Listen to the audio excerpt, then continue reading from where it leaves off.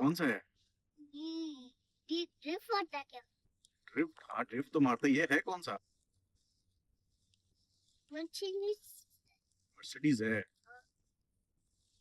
वो कैसे पता बेटा मर्सिडीज ही है? हाँ मैंने कल बताया था बच्चे।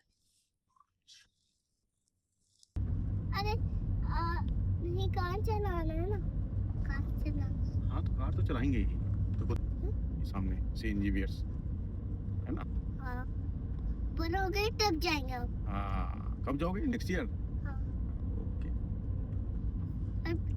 अभी तो हम छोटे हैं ना। अभी तो छोटे हो ना। ठीक। देखो ये भी घर है, घूमना ही है।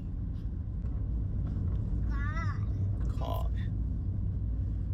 अरे ये कहाँ गए? अरे वहाँ चलाने के लिए कार है। चलाने के लिए है इसे? कैसे चलाओगे? ड्रिफ्ट कैसे मारते बेटा? तो बताओ बताओ ना प्लीज। ठीक है ऐसे बनाते। हाँ, ड्रिफ्ट कैसे मारते हैं एग्जैक्टली बताओ ऐसे कैसे? जो माइक को बोलते हैं ऐसे ही ड्रिफ्ट करना है इसको। कैसे? माइक को बोलते ड्रिफ्ट कैसे मारते हैं। क्यों? ऐसे ही। ऐसे ही जाएंगे, ऐसे ही कार चलाने जाएंगे। यस।